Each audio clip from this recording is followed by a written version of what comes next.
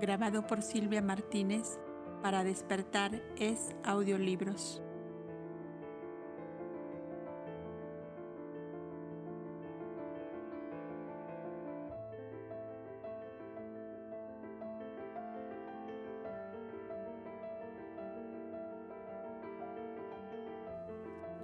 Etea,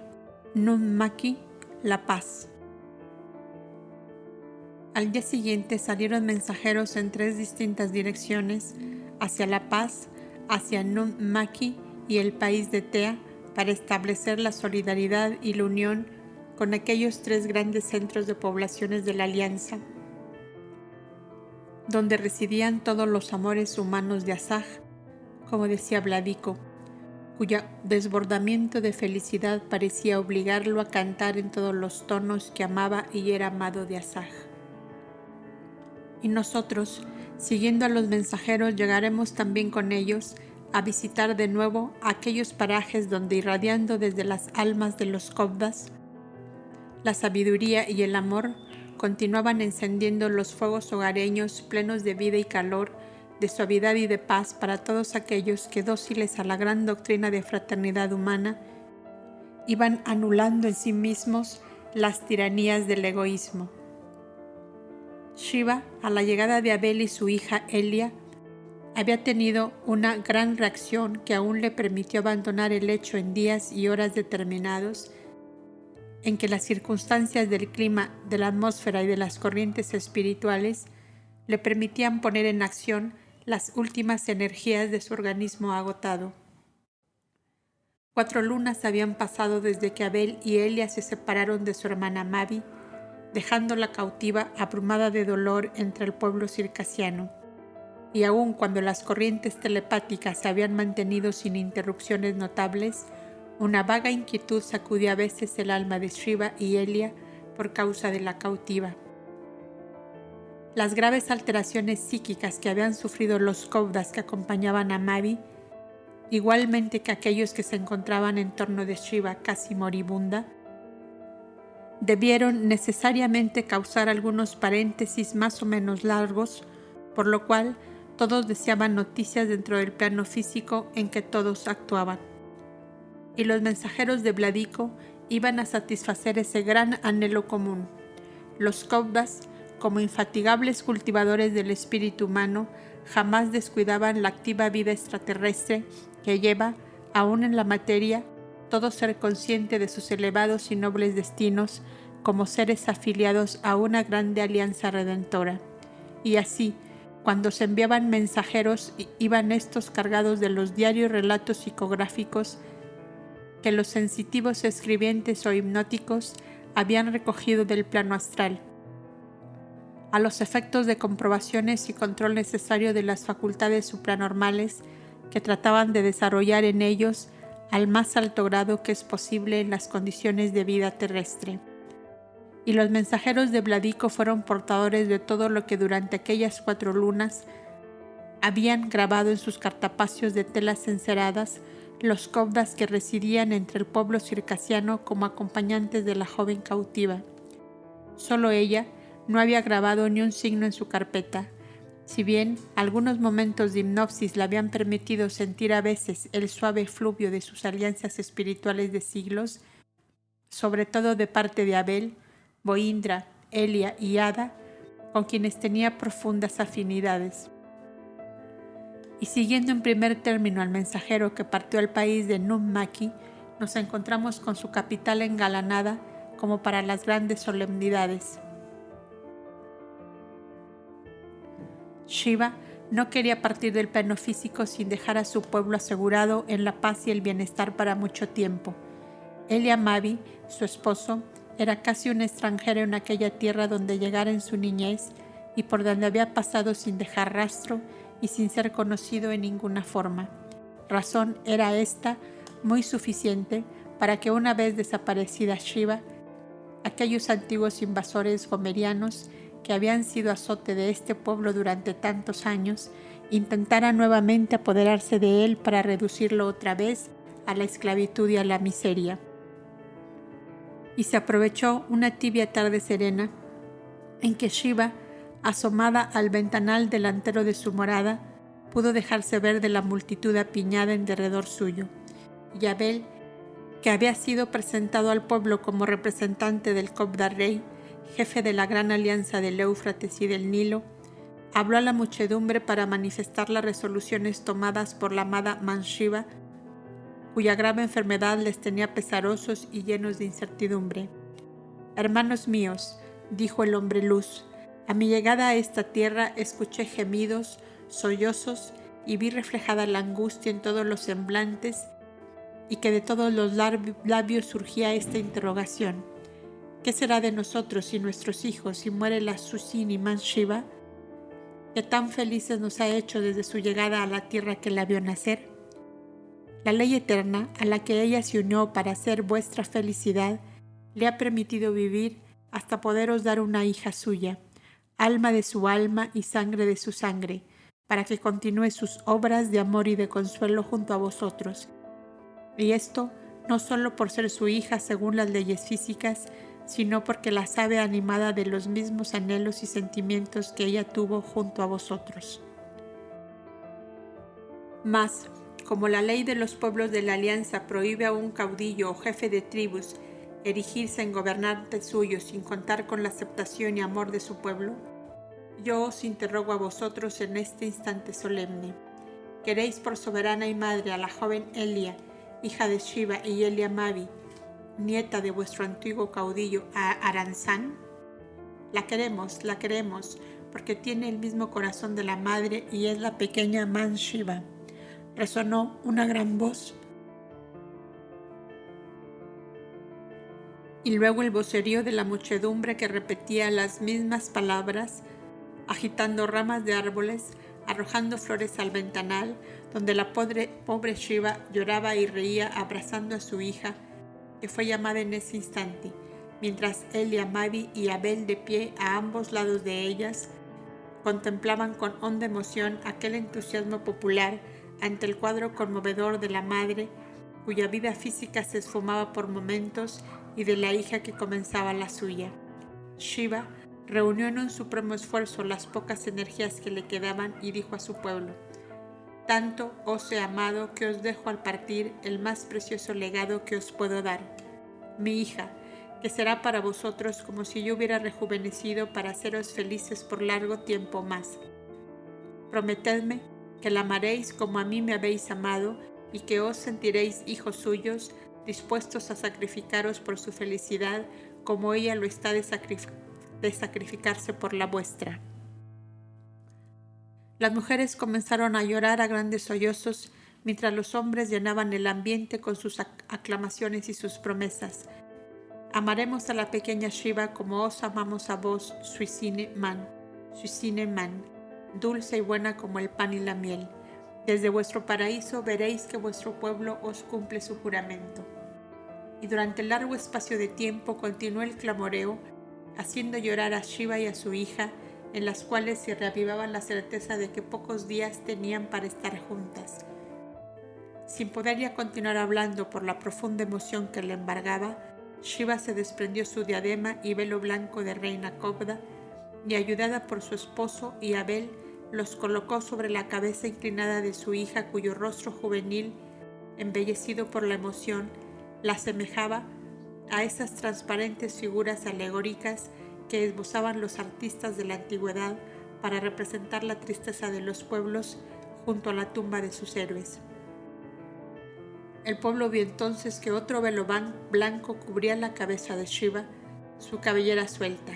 que el céfiro tibio de aquella tarde agitaba suavemente y prorrumpió en nuevas aclamaciones, promesas y juramentos de fidelidad y de amor. «Ahora no soy ya más que vuestra madre que os bendice antes de morir»,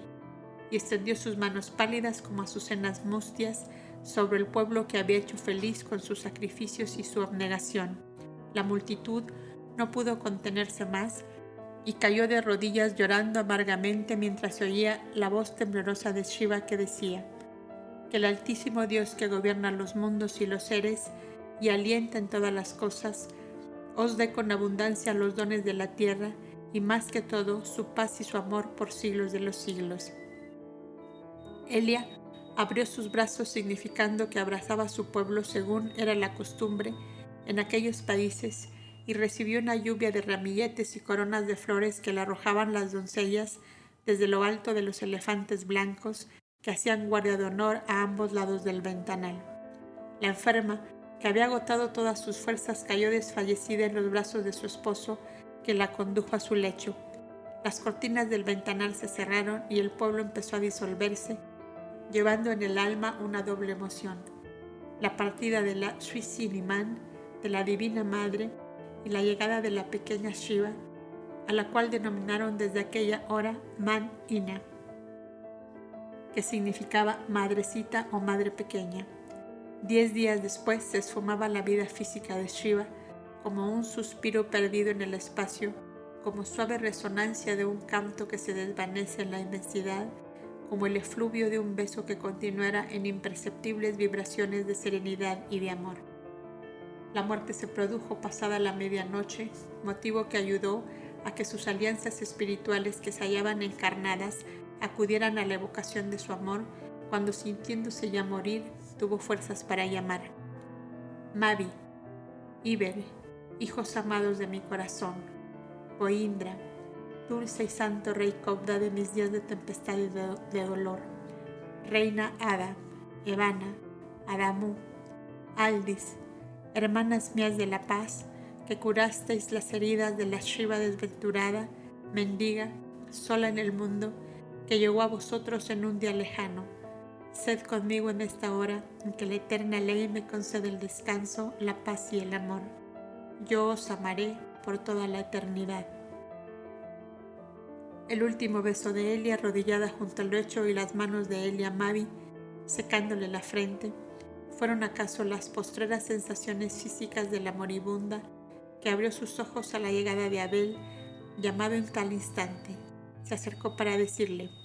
parte serena, amada Shiva, que nuestro amor te acompaña hasta el seno de Dios en que te sumerges.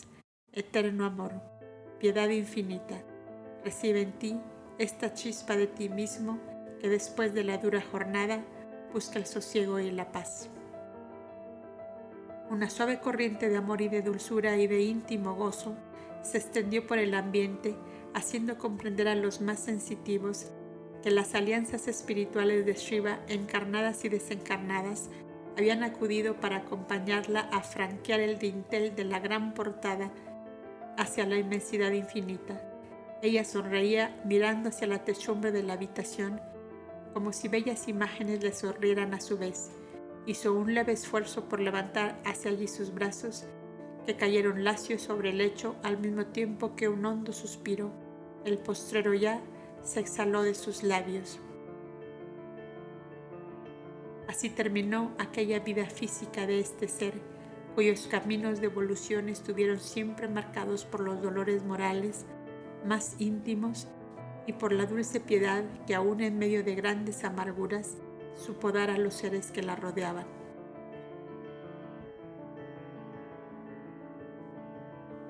El otro de los mensajeros de Vladico se había dirigido hacia el país de Tea para llevar a Iber el mensaje de adhesión y de afecto del hombre que iba a unirse con su hermana Mavi.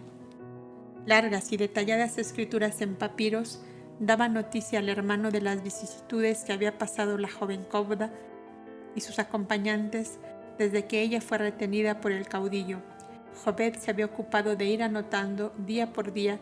todo cuanto les ocurriera desde su llegada al bosque en medio del cual se hallaba el campamento circasiano,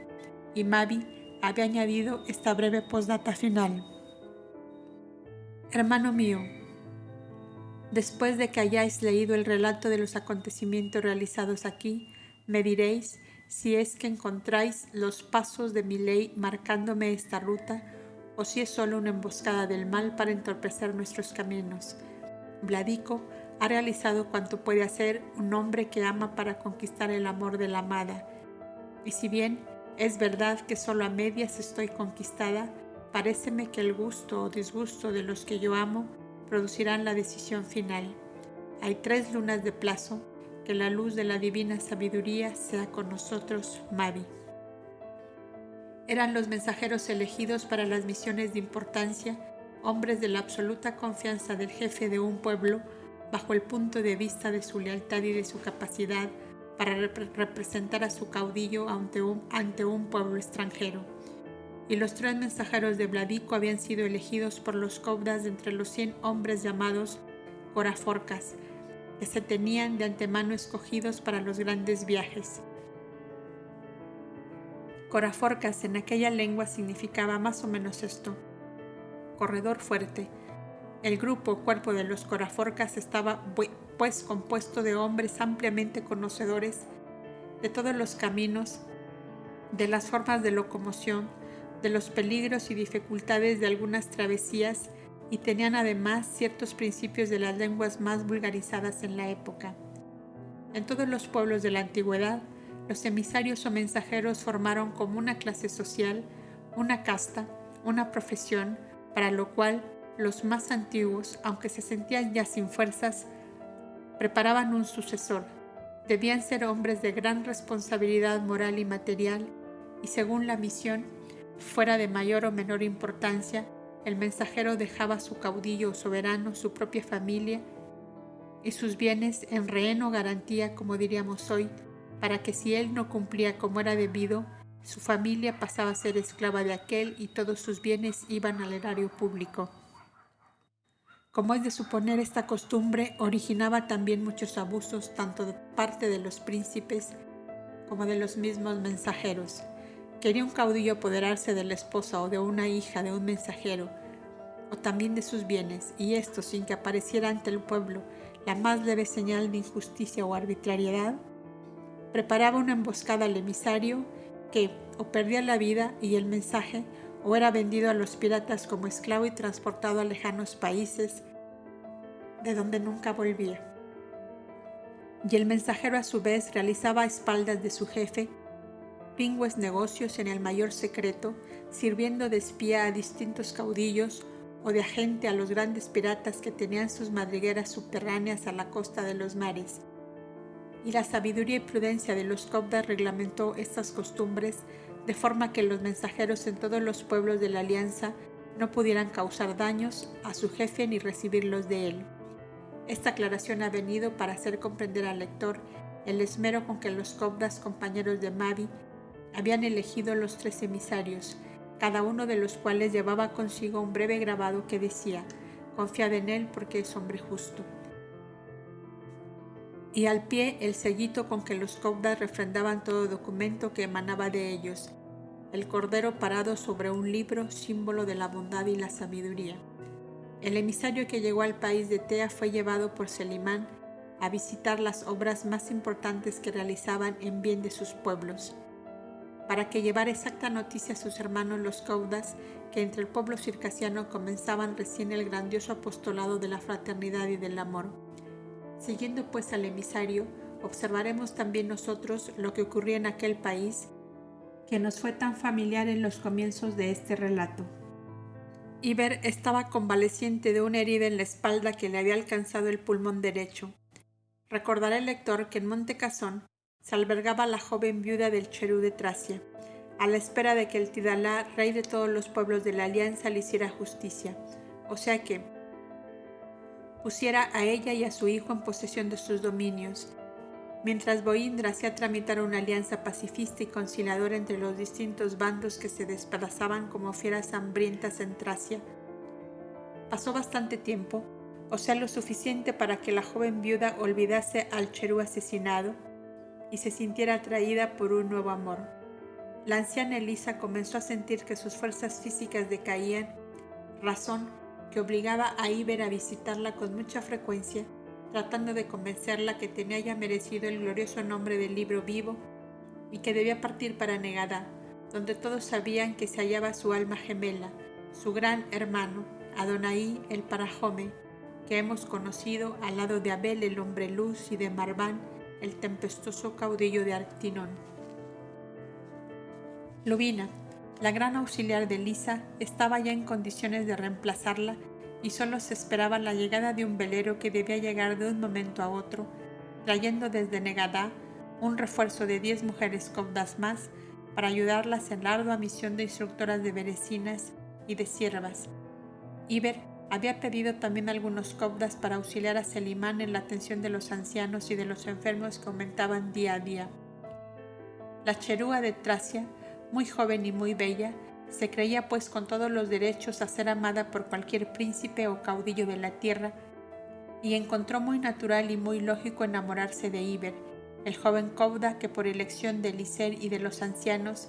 gobernaba los países de Tea y de Nairi. La atraía poderosamente aquel joven sencillo, modesto y afable en sumo grado. ¿Por qué no vestís la púrpura de los príncipes?, le había preguntado ella en una oportunidad que tuvo de hablarle. Porque la túnica azulada de los cobdas me ayuda mejor a ser hermano antes que señor de estos pueblos, le había contestado Iber con su sencillez habitual. ¿Y no tenéis el deseo de fundar aquí una gran dinastía que perpetúe vuestro nombre por largas edades?, preguntóle de nuevo la princesa cuyo nombre de familia era Sáfira. Vos no comprendéis, cherúa, el alma de los hombres de vestido azul, no la comprendéis porque ignoráis la luz que a ellos los alumbra. ¿Qué puede halagarme la fundación de tal dinastía, si la gran ciencia de la vida me ha hecho saber que si hoy ocupo este puesto por circunstancias especiales, con la muerte todo esto termina, y si he sido mal príncipe en mi futura encarnación terrestre, seré un siervo o un haraposo mendigo que acaso tenga que recoger el pan de los muladares donde se arrojan desperdicios? Y todavía con el agravante de cargar encima de mi conciencia con la terrible responsabilidad de que el gobierno de estos pueblos sea patrimonio por siglos y siglos de los que por la sangre sean mis descendientes, así sean buenos o malos, ruina y dolor de estos mismos pueblos. No, cherúa, no soñéis encontrar en el alma de un cobda consciente de lo que tal nombre significa, esas mezquinas ambiciones que para él están fuera de toda razón y de toda lógica. Cobda significa corona, y corona de justicia, de amor y de paz debe ser la vida del cobda que por especiales circunstancias ha sido llevado a gobernar pueblos. Tales conversaciones empezaron a iluminar el alma de aquella joven y bella mujer, con resplandores que hasta entonces ella no había soñado, pero a la vez habían hecho nacer en ella un amor intenso al joven cobda, que le pareció un hombre demasiado grande, demasiado noble y bueno, comparándolo en su mente con todos cuantos había conocido. El alto jefe guerrero, el más fiel confidente del cherú asesinado, había seguido a su viuda al destierro y la amaba secretamente sin haberle manifestado su amor jamás. Soñaba con un futuro de felicidad cuando ella dejara a su vez de soñar con volver a ocupar su derrumbado trono y se resignara a vivir la modesta vida de una mujer esposa y madre en cualquier paraje de la tierra que les brindase hospitalidad. Fue testigo del nuevo amor que nacía en el alma de la princesa y creyó entonces oportuno hacer valer sus merecimientos como fiel servidor del cherú y de todos sus intereses de familia, para convencerla de que antes que un extranjero estaba él que la había amado en la desgracia y que tantas veces se había expuesto a la muerte por salvarla a ella y a su pequeño hijito. La cherúa, que por momentos tenía altiveces de tirana, como suaves ternezas de zagala, le recibió con desprecio su amorosa declaración y le humilló con esta comparación. He de pensar en unir mi vida a la tuya, que sin el amparo del cherú no eres nadie, cuando tengo mi corazón lleno con la bella imagen de este príncipe de vestido azul. Y si te atreves a hacerme de nuevo tan loca insinuación, haré que te expulsen de este recinto y te ahorquen por haber ofendido la dignidad de tu soberana. Fue demasiado humillante el agravio para aquel hombre, que llevaba ya por varios años acallando y sofocando dentro de sí aquella grande pasión amorosa que había llegado a subyugarle por completo. Ciego de ira y de despecho, asestó una puñalada al joven cobda cuando éste entraba a la morada de las berecinas, y con el mismo puñal con que lo había herido se abrió la garganta, rodando su cuerpo bañado en sangre por la escalera de piedra que acababa de subir Iber, para hacer la visita de despedida a la anciana Elisa, pues le acababan de participar que el velero estaba a la vista y que debía anclar en el puerto de Dapes 2 horas después. Este breve relato ha enterado pues al lector de las causas por qué el mensajero de Vladico encontró convaleciendo de una enfermedad al joven Cobda, soberano de Tea, a quien había sido enviado. La anciana Elisa se encontraba en esa circunstancia en Dapes, donde debía embarcarse para Negadá. Su salida de Casón había sido una especie de fuga a la medianoche para evitar las escenas dolorosas del adiós de sus nietecitas, de las berecinas, de las siervas y de toda aquella población que se había formado en torno a la suntuosa mansión transformada por la magia del amor en templo augusto del trabajo y del estudio. De ahí surgía como de un abundante manantial la paz, la dicha y la abundancia para todos aquellos que se acercaban a sus puertas, buscando orientar sus vidas hacia los amplios horizontes que vislumbraban a través de la enseñanza de las hijas de Numón. Elisa dejaba pues allí tan hondos y profundos afectos que ella decía a Iber despidiéndose de él: sí, hijo mío, es necesario que mi espíritu descanse de las profundas emociones de tanto amor, de tanto cariño, que hasta encuentro desmedido y exagerado el que me prodiga ese amado Montecasón, donde si mucho he padecido por la ignorancia y las debilidades humanas, mucho más tengo que agradecer a la bondad suprema por la felicidad que siento al ver ese huerto empezando a florecer. Iber presentó el mensajero de Mavi a Elisa y le informó de lo ocurrido con sus dos hermanas. Los tres habéis sido colocados como alondras en lo alto de una torrecilla, porque en cada venida del Verbo de Dios es necesario inundar de amor a la humanidad para que no se aniquile a sí misma en los siglos de oscuridad que han de venir. Y dijo al mensajero: decida a las dos hermanas de Iber que una viejecita copta de 73 años les anuncia que las espere en Negadá cuando también sus campos de labranza empiecen a florecer. ¿Y a mí no me esperaréis allá?, interrogó Iber cuando ya Elisa salía para embarcarse.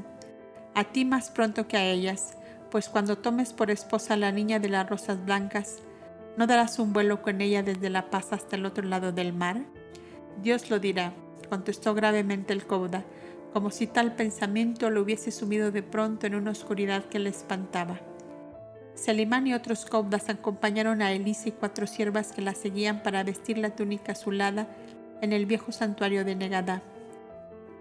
Presenciado todo esto por el mensajero circasiano, le vemos poco después sumido en profundas cavilaciones.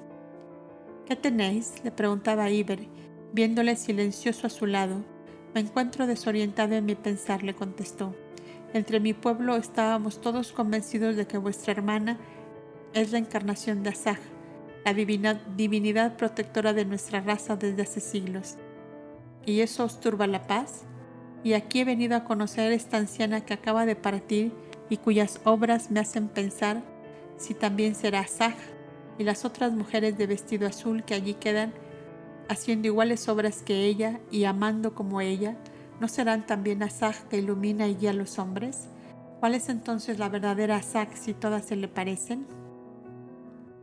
Amigo mío, contestó Iber, si a eso vamos, cada porción de humanidad tiene su Asaj, o sea, sus enviados, sus protectores, sus guías, porque la grandeza infinita del alma madre no puede dejar abandonados ni al más pequeño e insignificante de sus hijos, si él mismo no se aparta por su propia voluntad del caminito que se le ha trazado. Si será o no mi hermana Mavi la encarnación de vuestro espíritu protector, no lo sé, pero sí estoy convencido de que en la hora presente encarna ella por lo menos el pensamiento de vuestra Asaj. Por lo demás, no os asombréis ni estéis así caviloso y perturbado, ni no veáis en los hombres y mujeres cobdas sino lo que somos, criaturas humanas como todas las demás, que nos hemos propuesto derramar la paz, la dicha y el amor entre los hombres, y lo cumplimos lo mejor que podemos y aún a costa de grandes esfuerzos. Y mientras los Cobdas estemos de verdad animados de este grande deseo de amor y de paz y de fraternidad para todos los seres, estamos como transformados en instrumentos aptos para que la eterna energía creadora y conservadora nos tome a su voluntad para derramar todo el bien que de ella emerge sobre la humanidad preparada para recibirlo. Pero si por desgracia los Cobdas dejáramos evaporarse en nosotros esos grandes principios de amor y de justicia, de fraternidad y de concordia, Dejaríamos de servir de instrumentos de la divina energía y no podríamos ya ser como vuestra Zac sobre los pueblos, sino que arrastrados por la inconsciencia y por los egoísmos humanos, causaríamos acaso grandes desastres bajo los cuales nos veríamos aplastados nosotros mismos. Las leyes de la eterna justicia son inmutables, y si a veces los hombres no comprendemos sus caminos, es porque nos colocamos en un punto de mira que no es el adecuado. Suponed que vuestro jefe, al apoderarse de mi hermana, hubiera obrado brutalmente con ella, convirtiéndola en una de las mujeres que tenía para su satisfacción. De seguro que ella no habría sido una Zac para su pueblo. Suponed que mi hermana, desesperada de verse apartada de los suyos, se hubiese dado muerte a sí misma, o se hubiese escapado de entre vosotros para seguir el impulso de su corazón, que la llamaba hacia su familia carnal. Tened por seguro que tampoco hubiera sido Zac para vuestro pueblo. Vosotros habríais continuado con todos los padecimientos que entre vosotros había, y ella, colocada en un sitio que no era el suyo, no hubiera encontrado paz ni sosiego, como no lo encuentra el organismo que tiene un hueso, un órgano, una víscera fuera de su lugar. A veces decimos, si yo tuviera tal capacidad y tan grandes medios, ¿qué obras grandiosas realizaría? Creedme, amigo mío, que todos los Cobdas tenemos la profunda convicción de que si es verdad que un ser es capaz de realizar obras de amor y de justicia, teniendo a su disposición grandes medios, la eterna energía se los da, porque sería un desperfecto en su eterna justicia el desperdiciar esa voluntad plenamente decidida al bien. Y mientras Ciber y el mensajero continuaban dialogando sobre los acontecimientos relacionados con su hermana y los Cobdas que se encontraban entre el pueblo circasiano, la mangrave Elisa se hacía la vela con rumbo a Negadá. Sigamos con el lector al tercer emisario circasiano que había llegado a la paz en las orillas del Éufrates. Por avisos espirituales tenían allí conocimiento de que Mavi fue retenida por un caudillo y que con ella habían quedado Nubia, Ilbrín, Akatsu y Jobed en calidad de guardianes hasta que los acontecimientos les marcaran el mejor camino a seguir. Pero la llegada del emisario era para los Cobdas la comprobación material de los avisos extrafísicos y el conocimiento en detalles de todo cuanto había ocurrido. «Pobre hija mía, Mavi», exclamaba con lágrimas en los ojos la sensible y dulce Vana, «tu corazón te anunciaba el sacrificio cercano y por eso te resistías a partir del hogar de tus amores. Que la fuerza divina sea contigo». Y Boindra reunió al consejo al que fueron admitidas Ada y Evana y las instructoras del santuario de mujeres para dar lectura al largo informe que los Cobdas compañeros de Mavi habían escrito para que el Alto Consejo de la Paz pudiera formar juicios sobre si habían obrado conforme a la ley y darles a la vez una opinión sobre el rumbo a seguir en adelante. Mas antes de conocer las resoluciones que tomaron ante los acontecimientos ocurridos y que los tres mensajeros tornen a su punto de partida, el Alto Consejo debió suprimir esa tarea para despedir a uno de sus libros vivos que partía al plano espiritual.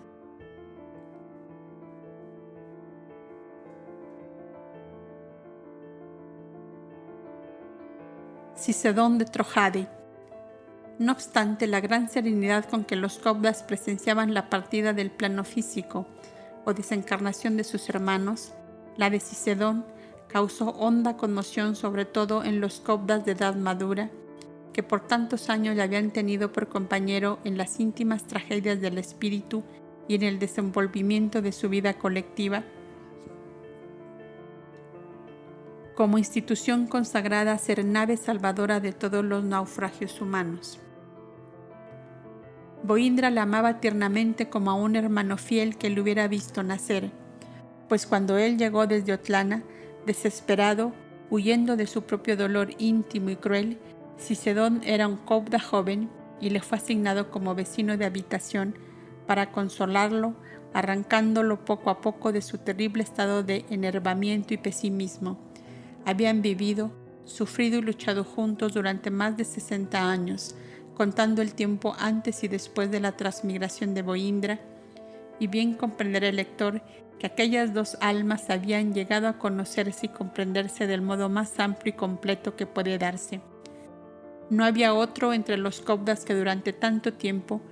hubiese visto de cerca a Cicedón, por lo cual fue el Cobda Rey el destinado a hacer la crónica de su vida, a través de la cual conocerá también el lector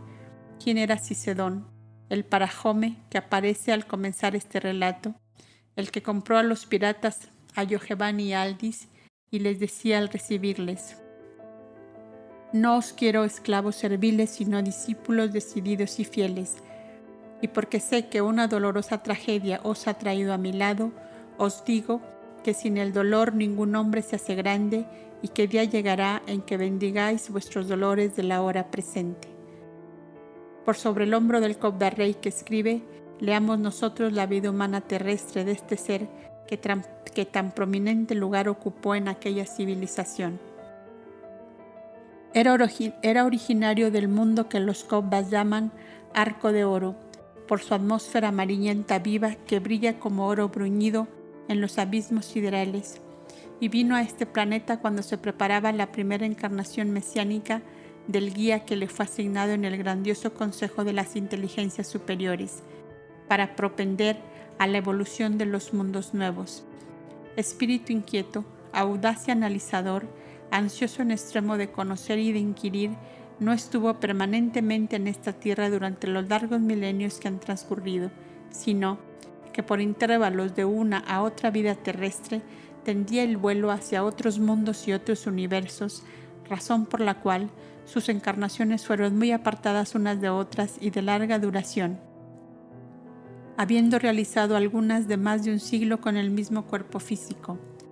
En la vida en que le conocemos como Cicedón, había nacido en Eubea, Tebas de Grecia, de padres de modestia condición, que cargados de prole y de miseria se vieron obligados a ceder este hijo a una mujer de alta posición que había dado a luz un niño muerto en ausencia de su marido, jefe de una tribu poderosa, y temía sus iras si al regreso de una campaña guerrera le daba la noticia de la muerte de su primer vástago varón. La belleza física y su excesivo desarrollo como niño de pocos días cautivaron al padre, que se sintió orgulloso del hijo que aquella esposa le había dado. Mas fue tan desmedido el amor de este padre para esta mujer y ese niño, que postergó duramente a las otras esposas y a sus hijas mujeres, para solo enaltecer a esta que le había traído como ofrenda a tan bello hijo varón. Cuando éste contaba solo 4 años de edad, hubo alguien que estaba en el secreto del cambio que la madre había efectuado por temor al repudio o a la muerte, y ese alguien reveló y probó tal circunstancia para tomar venganza de un desprecio amoroso que le hiciera la madre adoptiva del pobre niño. Esta mujer, en previsión de futuras contingencias, había enviado a otro país a los verdaderos padres, en forma que, relegada a una oscura caverna, nada pudo hacer en favor del huérfano, que así se veía arrojado al azar. El caudillo usó también de un poco de clemencia a causa de la extraordinaria belleza y precocidad de aquella criatura, cuya crianza fue encomendada a una esclava fiel de aquella mujer. Llegó a los 19 años y fue amado por 2 de las hijas de aquel señor, las cuales, en su odio recíproco por los celos que su mismo amor les promovía, de tal modo lo asediaban con grandes bajezas,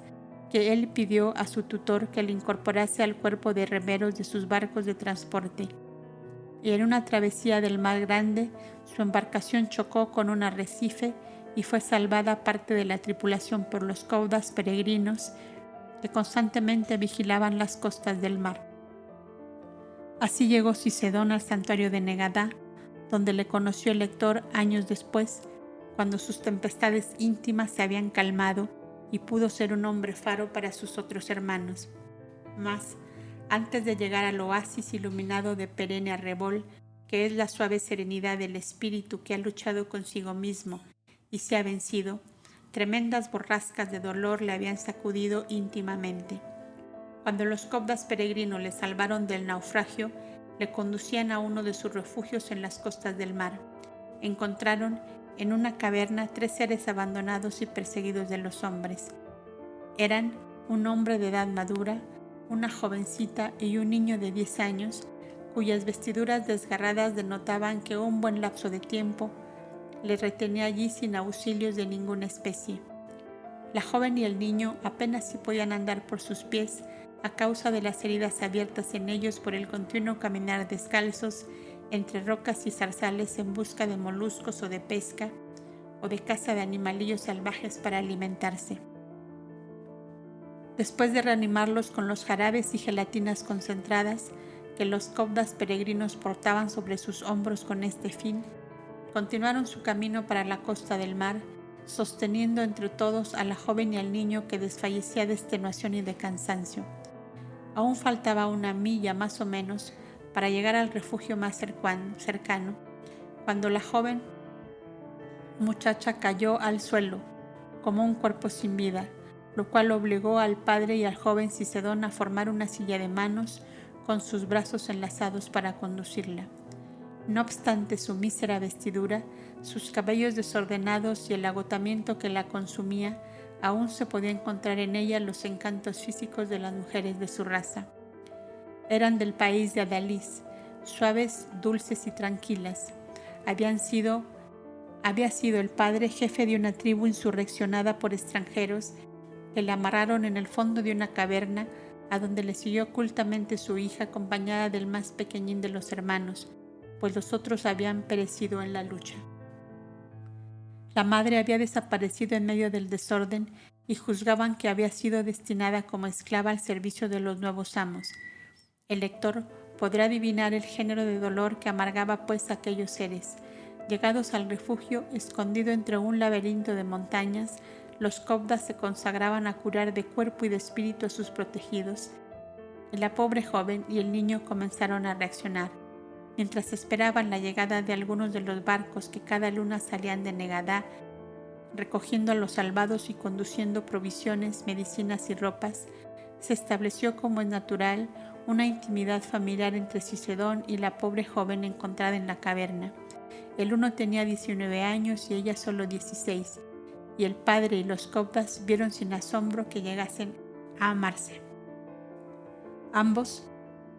habéis nacido para Numud entre las olas del mar, y no es un crimen vuestro amor si sabéis hacer de él una lámpara que alumbre en adelante vuestro camino, les decían los cobdas peregrinos, viendo la gran afinidad que se había despertado entre aquellas dos almas, cuya vida física se había visto azotada por parecidas borrascas. El amor los curó a entrambos sus íntimos dolores y su misma juventud cooperó en su rápida transformación. Cicedón y Eulalia se sentían en su gran optimismo de enamorados, poseedores de una felicidad que nadie ni nada podía destruir. Cuando llegó el velero que había de conducirlos hacia el punto de que ellos quisieron, Cicedón quiso unir a su suerte a la familia desterrada, y bendecido su amor por el padre de la joven y auspiciado por los cobdas que la habían recogido, fueron instalados en una población de la costa del Mar Grande, donde el caudillo de las tribus que la habitaban era hermano de uno de los cobdas y hombre de buenos sentimientos, aunque dominado, como era natural, por los usos y costumbres de su tiempo. Hay que tener en cuenta que por entonces no existía todavía la gran alianza que protegió con su ley a todos los pueblos que la formaron. El pobre hogar de Cicedón florecía de amor y de paz en medio del trabajo a que se dedicaba aquella población, el coral y la púrpura que abundaban en aquella región. La llegada de una hijita llenó de luz la vida del pobre abuelo, hasta que, muerto el viejo caudillo, pasó a reemplazarlo su hijo mayor, recién llegado de una campaña guerrera en que había conquistado grandes cargamentos de oro y piedras preciosas y varios centenares de esclavos que traía también como botín de guerra. Era toda una población minera de la costa que había subyugado y que traía a su servicio para ampliar las explotaciones del coral y de la púrpura. Aquel joven lleno de orgullo y de la fuerza que da el triunfo, llamó a todos los hombres jóvenes y a las más bellas mujeres para formar una corte, como usaban los grandes príncipes de otras regiones, y Eulalia, que era una belleza exótica en el país, no tardó en atraer las miradas del joven caudillo, que sin más preámbulo llamó a Cicedón y le dijo: Me gusta tu mujer para mí. ¿Cuánto quieres por ella? No la vendo, le contestó el joven, que solo tenía entonces 21 años, porque la amo y es madre de mi hijita de 1 año. Te mando como capitán de mi más grande barco de transporte y recorrerás el mundo llevando nuestras mercancías. ¿No vale más todo esto que la pobreza que tienes hoy y en la que pasarás toda una vida con tu mujer y tu hija? Yo no la vendo por ningún precio, contestaba firmemente el joven, y soy feliz con mi pobreza. Bien, bien, le había contestado el jefe, veo que no eres hombre amado de la fortuna. Y en ausencia suya, Eulalia le fue arrebatada de su casa, muerto su padre por defenderla, y su hijita medio muerta en un pajar con las piernas dislocadas, sin duda por la violencia con que fue arrojada. El hecho pasó como un asalto de ladrones nocturnos, pero Cicedón, que conocía la codicia del joven caudillo, sabía de dónde había venido su desgracia. La niña murió entre sus brazos 2 días después, por efecto del rudo golpe sufrido, y él se encontró solo en el mundo y con su mente enloquecida por el dolor de aquella tragedia, que en un abrir y cerrar de ojos lo hundía en un abismo sin fondo. Rondó como loco varios días por las inmediaciones del campamento del caudillo, a causa de su desgracia, armado de un puñal y de arcos y flechas, fingiendo que era un fabricante de ellos y que buscaba venderlos entre los esclavos de aquel señor. Pero fue reconocido por uno de ellos y, avisado el caudillo, dio orden de captura o de muerte contra el audaz mancebo, que así se permitía disputarle la mujer que él había querido para sí. Cuando iba a ser capturado, dio muerte a uno de los esclavos, hirió a otro y se arrojó al mar, buscando la salvación en la huida o en la muerte primero antes que verse cautivo. Y otra vez Cicedón nació para Numud entre las olas del mar. Gran nadador como todos los hombres de su país, pudo sostenerse un tiempo hasta que la marea lo arrojó ya desfallecido sobre la arena de la costa. El calor del sol de mediodía le volvió a la vida física. Viéndose aún cercano a la población de su desgracia, comenzó a andar hacia el oriente sin abandonar la costa del mar. Vio el velero del mástil azul y con un jirón de sus propias ropas convertido en bandera, hizo señales que fueron prontamente atendidas. Y esta vez Cicedón no se quedó nuevamente en el camino, sino que, olvidado de todo cuanto existía, se hundió en el negro abismo de su propio dolor, y al mismo tiempo que en la cámara pequeña y silenciosa que le fue asignada en el velero Salvador. Y 2 lunas más tarde, cuando el barco regresó a Negadá, decían los caudas del consejo, viéndolo entrar en la hospedería de hombres para ser convenientemente vestido: he aquí otra vecilla herida que busca el calor del nido. Tanto como es hermoso y gallardo, debe ser profundo y cruel el tormento que le sacude. Siempre el dolor, añadía otro, siempre el dolor, sirviendo de red a la eterna sabiduría para conducir sus hijos al camino de la paz y del conocimiento. Llegó un tiempo en que había muchos postulantes, y como cada cual tenía su tragedia íntima y cruel, pronto se estableció esa sincera amistad que nace de iguales dolores, y el joven Cicedón, 2 veces náufrago y 2 veces salvado por los hijos de Numú, se iluminó de claridad entre el amor y la sabiduría de aquellos hombres que como él habían sufrido y amado, y que por propia voluntad se habían constituido en consoladores y guías de todos los azotados por las tempestades de la vida. Mas antes de llegar a esa serena quietud, qué abismos de soledad y de angustia habían helado aquel corazón. No podía apartar de su mente los delirios febriles producidos por la barbarie humana, que había sacudido como un vendaval su vida de 22 años. Su hijita muerta en sus brazos con su cuerpecito deshecho por el golpe feroz. Eulalia perdida para siempre y propiedad humillante de un caudillo que no vería en ella más que una de tantas. El hermano de 13 años desaparecido sin saber cuál fue su destino. ¿No era todo esto un exceso de dolor para ser soportado por un solo corazón? Los instructores caudas lo comprendieron, pues varios de entre ellos lo habían sufrido en carne propia y se valieron de la hipnosis para atenuar aquel hondo sufrir. y como la eterna energía jamás se declara imponente para producir el bien en toda chispa de sí misma, cuando encuentra alguna disposición lógica para ello, la reacción vino para el joven Cicedón, que a través de un prisma nuevo contempló su propia situación. Durante las largas hipnosis diarias que le provocaba el mandato mental de uno de los instructores, vio el espíritu ya desencarnado de su hijita, y de tal forma le vio que casi llegó a sentir alegría de que no estuviese a su lado. Estaba tan extendido entonces el uso de la fuerza mental del hombre para realizar venganzas criminales. Una de aquellas jóvenes hijas de su tutor, que le había amado, pagó una fuerte suma a uno de los sacerdotes de su culto para vengar la afrenta que había sufrido. Quiero, le dijo, que si él llega al amor, le sea desventurado, que si tiene hijos, sean culebras que le devoren las entrañas. Y aquella criaturita dislocada por un golpe era un ser atrasado y maligno, impulsado a la vida física antes de la hora conveniente y solo para realizar una venganza. Vio asimismo que Eulalia, tan tiernamente amada por él, se hallaba muy a gusto con la vida de esplendor y de riqueza que le brindaba su nuevo dueño, y que el recuerdo del primer esposo no afectaba en nada su felicidad, y por fin vio al hermano de ella, que huyendo como un corzo por las rocas de la orilla del mar, había sido albergado por un pescador donde esperaba el velero del mástil azul,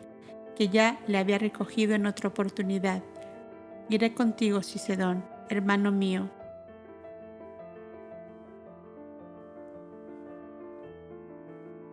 Le decía el niño cada vez que en la hipnosis se ponía en contacto con él.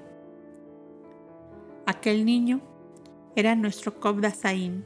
que llegó un año después a Negadá y que vino a ser coronamiento del santuario de paz y quietud que el atormentado Cicedón trataba de construir en su propio interior. Y el amor tan efímero y fugaz de Eulalia fue borrándose lentamente en su corazón, como el recuerdo de un sueño penoso del cual nos despertamos felices de que no sea una realidad. Cuando más tarde la divina sabiduría iluminó más claramente su horizonte, comprendió que tenía también un deber para con la que fue su esposa y su hija, no obstante de ser ambas de una evolución muy inferior a la suya, y su pensamiento iluminado de ese amor superior que sabe extraer del fondo de todas las cosas lo más hermoso que hay en ellas, trató de impulsar a aquellos dos espíritus hacia un plano más elevado de aquel en que se encontraban. Y el joven Cicedón, cuando llevaba 6 años de Cobda, tuvo conocimiento de que Eulalia, caída en desgracia de su señor, había buscado a los Cobdas peregrinos solicitando amparo para su orfandad, y había sido conducida por ellos a aquella casa refugio que fundara Elisa, acompañada de Senio, antes del nacimiento de Abel. Los métodos de orden, de trabajo y de concentración mental usados por los Cobdas cultivaron grandemente ese espíritu, y cuando Eulalia llegó a los 28 años de edad, quiso también vestir la túnica azulada y con otras aspirantes fue conducida a Negadá. Mi pensamiento, se dijo Cicedón, no se había perdido en el vacío. Qué grande y bueno es tu justicia eterna, Dios mío. Y cuando rememorando el pasado, ella lo interrogó sobre la hijita aquella que no volvió a ver, él le contestó serenamente. Volvió al plano espiritual, de donde había sido arrancada en plena turbación, y en esta hora está recién encarnada en una familia de labriegos nuestros, a donde el amor eterno la trae para comenzar su progreso en la luz. Fueron los primeros triunfos de Cicedón en los caminos del apostolado en favor de los pequeños, pero fueron los que fortificaron su fe en el supremo ideal de redención y de amor a que fuera llamado. Veía a Eulalia, a Saín y a la niña que fue su hija y se decía a sí mismo: 3 almas conducidas a la luz por la fuerza de mi pensamiento es una buena conquista, pero es aún demasiado poco comparado con el caudal que la divina sabiduría puso en mis manos. Puedo aún traer muchas Eulalias y muchos Saínes y muchos pequeños turbados traídos desastrosamente a la vida física, sin haber despertado aún del furor y los delirios producidos por muertes violentas. y cobrando su espíritu bríos de gigante en sus horas de concentración, visitaba con su pensamiento las cavernas donde morían en la desesperación innumerables seres, visitaba los campos desolados por guerras y devastaciones, llamando a la luz y al amor a los espíritus que, arrojados a su propio cadáver, ya en vías de putrefacción, sentían el terror de lo desconocido y se aferraban más y más a aquellas piltrafas de materia muerta. Cuando más tarde su edad le permitió salir al exterior, formó parte de diversos grupos de cobdas peregrinos y su inclinación particular al análisis minucioso de razas y de pueblos, de costumbres y de creencias, lo llevó a fundar en Negadá un aula para estudiar con todos los que sintieran igual afición la evolución humana terrestre a través de los siglos y de las edades. Y las almas errantes, nuestros mismos hermanos desencarnados, cooperaron en esta obra sumando a los descubrimientos de Cicedón muchos otros que ellos percibían, todo lo cual vino a enriquecer el gran archivo Cobda de Negadá sobre los orígenes del hombre en este planeta y sobre su paso lento y penoso desde las más rudimentarias formas de vida hasta su estado actual. Fue Cicedón uno de los que más propendió a la amplia libertad que debía tener el Cobda para seguir sus propios impulsos hacia una u otra actividad,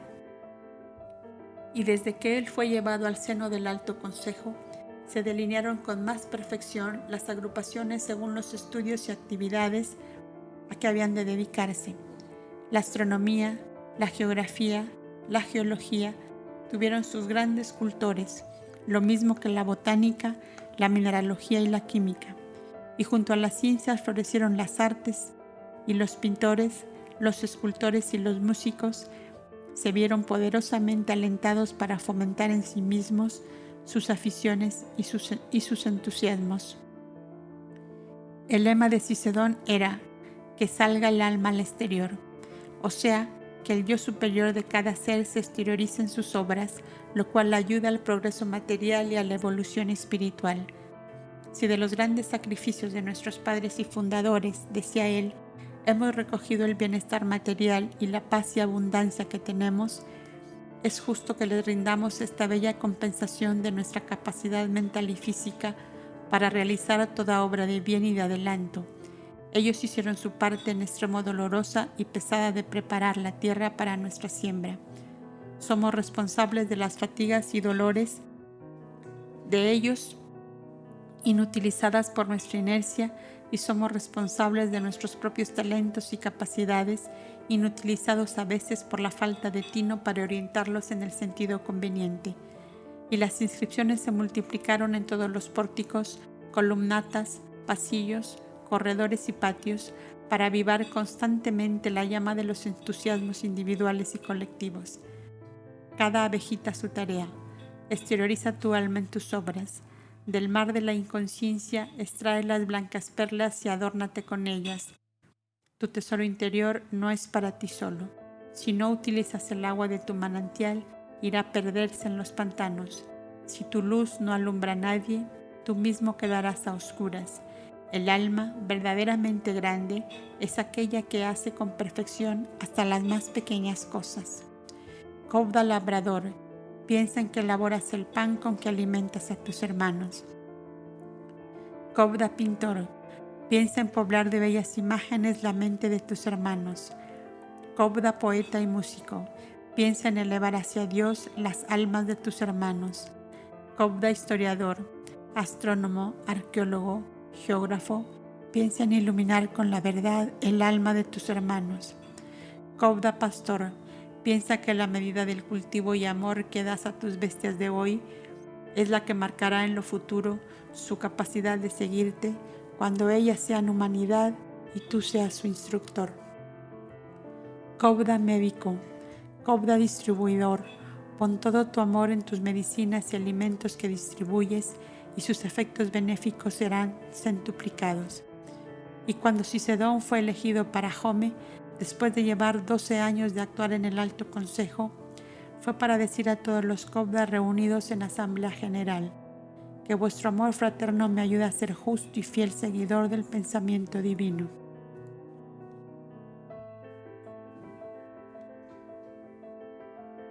Hasta aquí llevaba escrito el Cobdarrey cuando le anunciaron que el mensajero de Mavi esperaba la audiencia final, pues debía partir a la madrugada siguiente.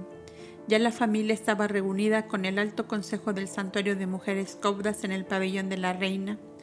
donde debían despedir al mensajero después de haberle entregado lo que se usaba en tales casos: rollos de papiros donde cada cual grababa sus propios sentimientos, relatos de sucesos ocurridos durante la ausencia y que pudieran servir de estímulo y aliento a aquellos a quien iban dirigidos. La reina Hada enviaba a Mavi un velo blanco tejido por ella, Evanna un tapiz tejido con lanas de múltiples colores y que representaba un pasaje de la infancia de Abel, jugando con los 3 hijitos de Shiva en torno de Madina, que les miraba como amorosa nodriza. Las ancianas instructoras le remitían un ejemplar de la ley escrita en pequeñas láminas de papiro encerrado en un estuche de cobre y metal. Y Boindra, conocedor profundo del alma de Mavi, recopiló en un rollo de papiro todos sus cantos, todos sus poemas con su música respectiva, para que la pobre desterrada sintiera allí lejos, aletear junto a ella, el alma tierna y amante del que había sido por varias veces su padre. Aldis no podía olvidar al atormentado Yojeban de su juventud, y tuvo también para la joven cautiva un don en extremo apropiado. De su estadía en Negadá había traído muchas copias de vidas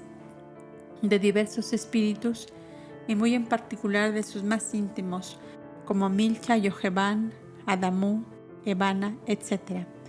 Tomó pues el rollo perteneciente a Yojeban y, encerrándolo en un tubo de cobre,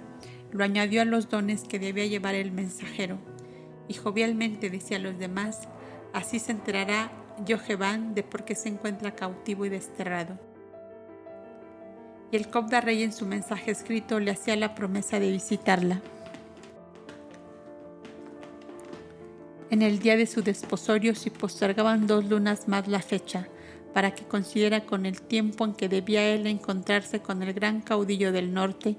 Lugal Marada, en las praderas del país de Nairi. Para entonces prepararían también un refuerzo de personal con individuos venidos de los santuarios de Negadá, a los efectos que había insinuado Nubia y los cobdas compañeros, que en tan vasto campo de labor se veían atormentados por la imposibilidad de atender a todas las necesidades de orden material y espiritual. Cuando la reunión estaba para terminar, llegaron agitados y presurosos 3 jóvenes cobdas, compañeras de Mavi, que junto con ella y su hermana vistieron la túnica azulada y traían una caja de cuero de búfalo lustrada en negro y con aplicaciones de cobre. En ella estaba encerrada una colección de túnicas azuladas tejidas por ellas y de diversas medidas y calidades, en lana y algodón, y cada una llevaba una etiqueta indicando algo que a los cobdas desterrados les llenaría el alma de satisfacción. Tejida con lana de los corderitos de Abel, hilada por Evanna y Hada. Tejida con algodón hilado y teñido hace años por nuestra amada Shiva. Tejida por las viejecitas que Mavi recogió antes de partir. Por tal estilo eran las diversas indicaciones que ilustraban aquella variedad de túnicas para los desterrados entre un pueblo extranjero y nómada, en medio del cual los cobdas casi se verían en dificultad para proporcionarse su vestidura habitual.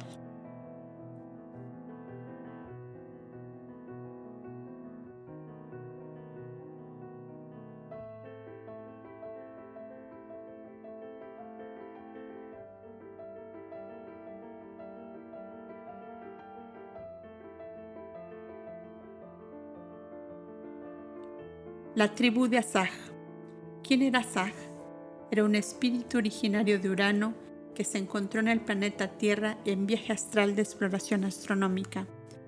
Era miembro entusiasta de una escuela de estudios siderales, o como decimos vulgarmente, formaba parte de una academia de astronomía. Había tenido en aquella aula una fuerte polémica sobre las manchas que observaban en el disco resplandeciente del Sol,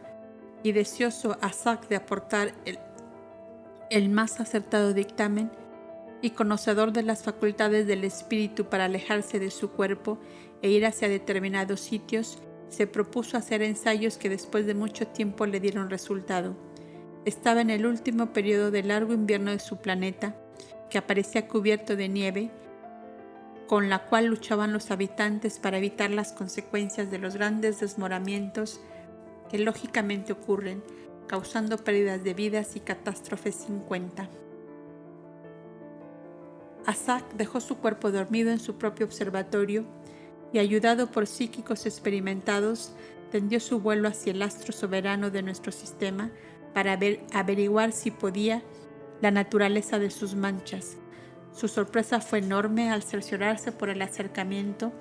de que una de aquellas manchas era un pequeño planeta que giraba en torno del gran sol, en cuyos incendios de luz y calor se hallaba envuelto. Qué descubrimiento colosal para el joven astrónomo uraniano, que podría decir a sus viejos profesores su burdo error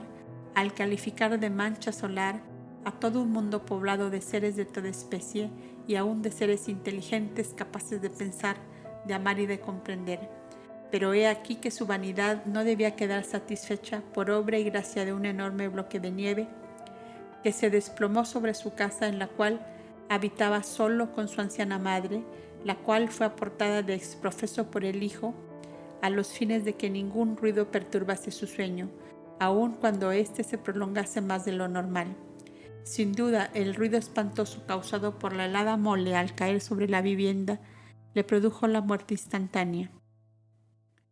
No sentía la atracción material de la vida física y, por otra parte, una vaga turbación le envolvió de repente hasta que, pasado cierto tiempo, se esclareció de nuevo su conciencia y las inteligencias adheridas a la evolución de este planeta le ayudaron a comprender lo que había ocurrido. Y Asak pensó para sí mismo: puesto que no me es posible continuar viviendo en aquel pobre cuerpo, me quedo por ahora en esta mancha del sol, con que me ha resultado un planeta pequeño pero lleno de vida y de bellezas, y cuyas condiciones atmosféricas y astrales ofrecen ventaja apreciable para mí. Y se quedó en este planeta por muchos siglos, si bien haciendo excursiones astrales de tanto en tanto a su mundo de origen, en una de las cuales pudo hacer llegar a sus compañeros la noticia de su magno descubrimiento. Pero los viejos profesores de aquella academia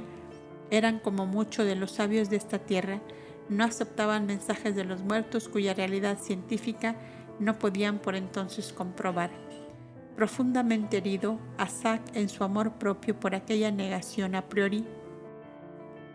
de lo que él palpaba como una gran verdad, se volvió hacia esta tierra, donde consagró sus actividades a diversas fases de las civilizaciones porque iba pasando. Atrajo hacia sí a muchos espíritus de su planeta de origen, y como allí hay más desarrollo en el sentimiento fraternal y de compañerismo, encarnaron todos en conjunto en los países del norte, lo que es hoy Suecia, Noruega y la Rusia austral, porque encontraron acaso más condiciones afines con sus costumbres y géneros de vida uraniana, serenos, tranquilos y sobrios, con más clara noción de los deberes que impone la solidaridad entre todos los habitantes de un mismo mundo y aún entre todos los globos que poblan el vasto universo.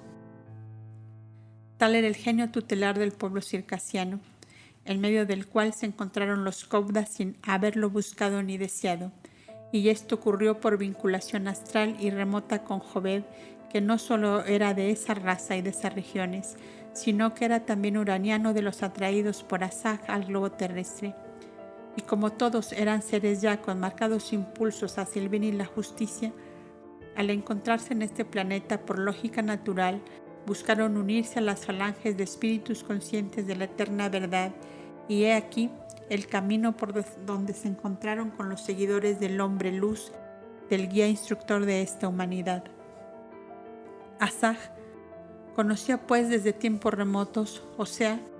desde la época de Juno, los caminos de la evolución humana a la cual el Mesías impulsaba y dirigía, y se hallaba fuertemente vinculado a todos los discípulos y continuadores de la obra del Gran Maestro. Y Asak, fiel a la consigna, guiaba aquella porción de humanidades uraniana radicada en este globo para que cooperase también a la evolución conjunta, y en tal sentido la impulsaba a reunirse con los hombres de la luz, como designaban a los Kobdas. Y habiendo a la par una justicia que cumplir entre Mavi y Vladico, por las razones que ya conoce el lector, Asaj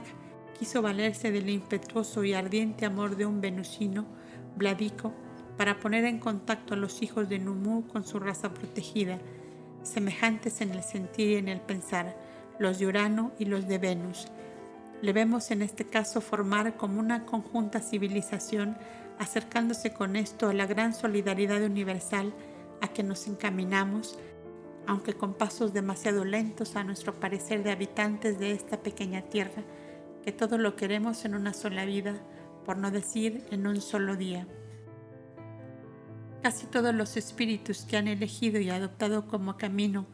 de su evolución el estudio sideral son vagabundos del espacio infinito que tratan de recorrer en todas direcciones, buscando con insaciable afán ampliar sus conocimientos referentes a las vidas milenarias de estrellas y de soles. Y el espíritu Asaj era una de estas inquietas mariposas celestes que van libando continuamente en las flores de luz, encendidas a millares de millares por la inagotable energía creadora de la eterna potencia. Y habiendo descubierto en sus largas y continuadas exploraciones siderales que en otros sistemas planetarios estaba ya establecida la solidaridad entre las humanidades que los poblaban, anhelaba grandemente establecerla en el nuestro, y al formar una agrupación encarnada en la tierra, la impulsaba hacia los Kobdas sembradores de la fraternidad en esa hora de la vida terrestre. Como luchaba en sus periodos de espíritu libre en el espacio para formar una gran agrupación de seres desencarnados de diversos planetas y de diversos sistemas, propendiendo a la gran solidaridad universal.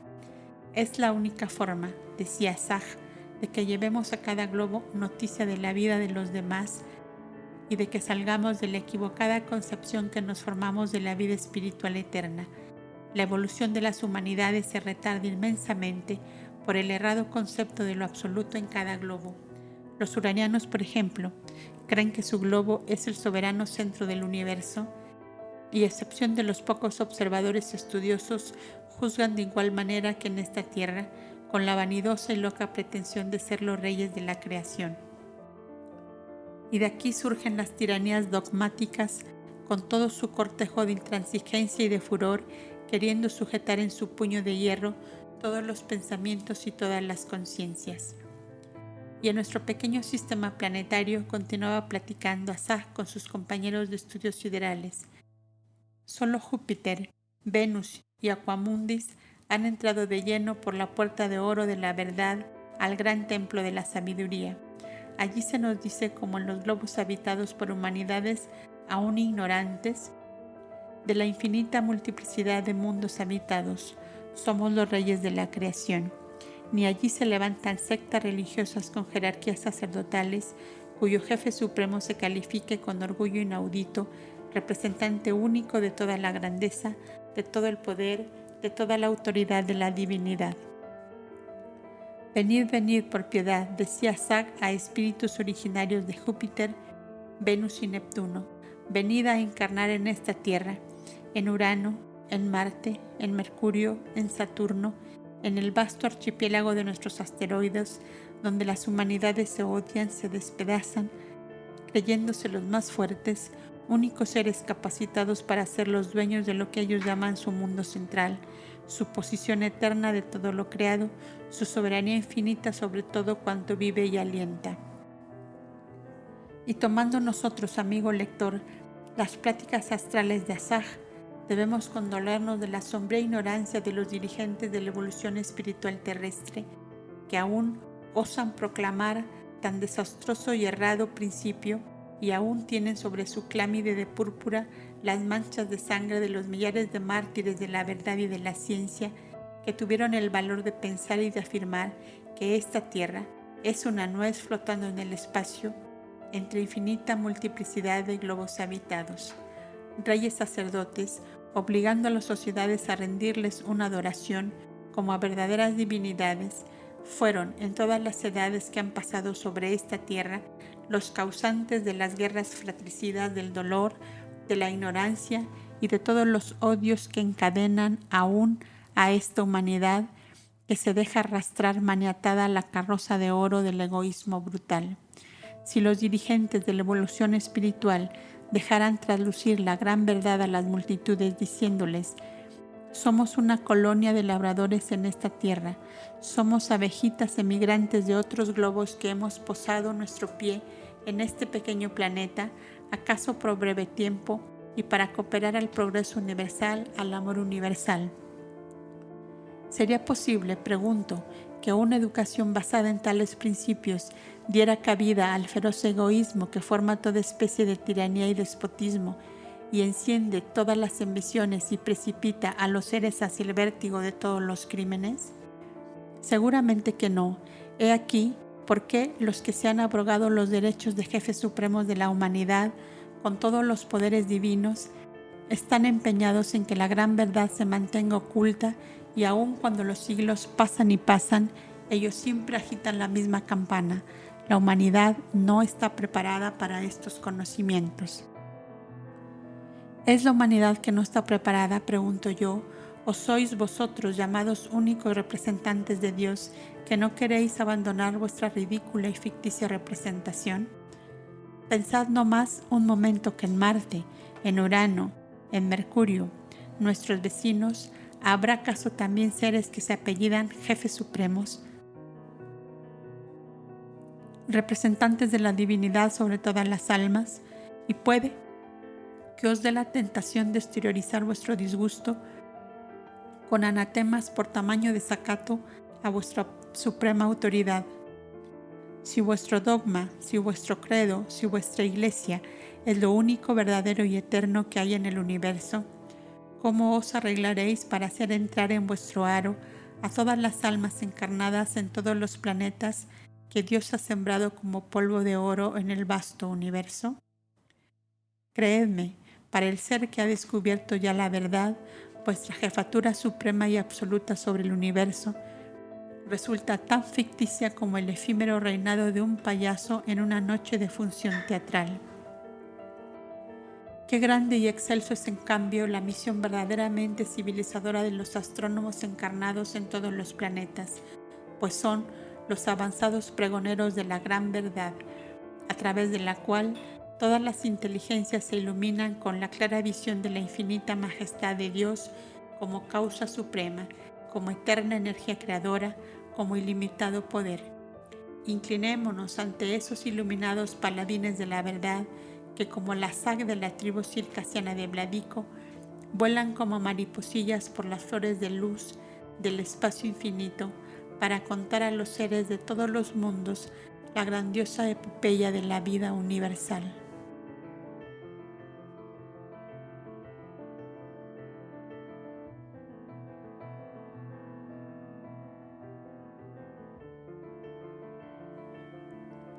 La vuelta de los mensajeros fue para los Cobdas desterrados como un inmenso abrazo conjunto en el cual sintieron latir los corazones que les eran tan tiernamente amados. Debieron usar de toda su serenidad y dominio interior para no sentirse sacudidos por tan variadas y fuertes impresiones. Vagos indicios habían tenido por vía espiritual de los sucesos ocurridos, pero la confirmación en el plano físico produce las mismas vibraciones de dolor o de dicha de los hechos acaecidos y de los pensamientos que los animaron. La desencarnación de Shiva y el dolor de la joven Elia al verse apartada ya para siempre del dulce nido de sus amores más hondos en las orillas del Éufrates, la tragedia que había soportado Iber en Monte Casón y debido a la cual se hallaba aún profundamente afectado en su cuerpo físico, la partida de Cicedón al plano espiritual sin que ellos hubiesen podido decirle el profundo y significado hasta luego, y unido a todo esto un cúmulo de detalles y circunstancias que exigían más o menos imperiosamente la ocupación del pensamiento y de la voluntad de los Cobdas. Mavi, como más joven de todos ellos y de más viva e inquieta imaginación, Fue la más impresionada por las múltiples impresiones que surgieron de entre los tubos de cobre traídos por los mensajeros desde tan largas distancias. El campamento circasiano había cambiado notablemente de aspecto durante las 2 lunas que transcurrieron. Vladico, el hosco y furibundo Vladico, se había transformado en un jovenzuelo alegre y vivaz, dócil instrumento del pensamiento y de la voluntad de los Caudas, que por la persuasión conseguían de él cuanto querían, y le calzaba perfectamente el dulce calificativo de niño con que los Caudas ancianos lo llamaban en la intimidad y cuando el pueblo estaba lejos. Yo no tuve infancia, ni adolescencia, ni juventud. Ahora gozo recién de las delicias de la niñez y de la adolescencia, respondía cuando Mavi o sus hermanos le advertían de algún detalle o hecho que ponía casi en ridículo su seriedad de Shift, jefe supremo de un pueblo numeroso. Uno vamos a referir para que el lector haga un estudio comparativo entre el Vladico que conoció a la llegada de los Caudas y el Vladico amado y feliz de la hora presente. Se había abierto una gran aula para enseñar la ley divina a las mujeres y los hombres, en forma que las grandes verdades conocidas por los Caudas fueran comprendidas por todo aquel pueblo. Nubia y Mavi enseñaban a las mujeres 3 días a la semana, y otros 3 días los Caudas enseñaban a los hombres. Y ocurrió que un día de instrucción de mujeres, Vladico, disfrazado con las ropas de una de las ancianas ciegas a las cuales Mavi tenía gran predilección, se presentó a la instrucción confundido entre la multitud. Había sido la primera en llegar y quieta en un rinconcillo esperaba la palabra de Asaj. Nubia y Mavi dominaban ya bastante regular la lengua de aquellas gentes, o sea, lo suficiente para hacerse comprender de ellas. Y cuando la joven Cauda explicaba la forma de evolución de las almas a través de las especies inferiores, les decía: todo animalillo es una criatura de Dios, y no solo no debéis hacerles padecer inútilmente, sino que debéis propender a hacerles más agradable su vida, a fin de cuando lleguen a humanos no haya en ellos nada de rebeldías ni de odios. Tal es la forma de preparar en sus más remotos orígenes la fraternidad de las humanidades futuras. Y en tal preciso momento la viejecilla ciega, que todo lo había preparado de antemano y otras auxiliares que tenía, soltaron en el recinto una buena porción de inquietas y juguetonas ardillas blancas y negras, de esa diminuta especie que tanto abundaba entre aquella población, y trepadas por las cortinas, por paredes y puertas y hasta por las cabezas de las concurrentes, fue aquello una explosión de risas y de correrías de un extremo a otro de la gran sala. Fue imposible continuar aquel día la instrucción, que por fuerza tuvo que transformarse en hora de risa y de juego ante el espectáculo de los traviesos y juguetones equilibristas que tan insensiblemente se habían introducido en la adusta y severa reunión. La viejecita, autora de tamaña travesura, había desaparecido a favor de los tumultos, y las Caudas, impotentes para calmar aquella tempestad de risas, tuvieron que conformarse a participar de la tumultuosa alegría general. Es el Shift que se ha vuelto niño y nos obliga a asociarnos a la dicha que ríe en su interior. Comenzó a susurrarse entre aquella concurrencia femenina, y cuando cada familia volvió a su vivienda, ya fue cosa del dominio público que Vladico, disfrazado de viejecita ciega, había sido el autor de aquella travesura. Y cuando llegó la hora de la diaria visita que hacía Mavi, después de cantado el himno de la tarde, ella, tomando una actitud de severidad, dispuesta a hacer una ejemplar justicia, le dijo: «Y ahora, señor revoltoso, ¿qué merecéis que os haga? Lo que vos queráis, señora maestra», le respondió Vladico, haciendo grandes esfuerzos para contener la risa. «De seguir así, os vais haciendo insoportable. ¿Acaso no había otro momento para reír y jugar? Mirad que sois un jefe de pueblo y obráis como un chiquillo juguetón», continuó diciéndole la joven Cauda. «Perdóname, Mavi», díjole por fin Vladico, tornándose serio repentinamente según era su carácter. «Piensa que fui tan desventurado antes de conocerte, que mi corazón estaba seco y entumecido de espanto y de frío, y que hoy la dicha de saberme amado por ti explota dentro de mi propio ser y me fuerza a hacer locuras que provoquen risa y alegría en todos, porque parece que mi alma necesitará de esa expresión de dicha en los demás. Bien, os perdono por esta vez, pero que no vuelva a repetirse, decía Mavi, y os impongo una dura penitencia. ¿De veras? ¿Es posible?, preguntaba el Shift, demostrando un miedo y un susto que no sentía. Por piedad no seas tan severa con este pobre delincuente.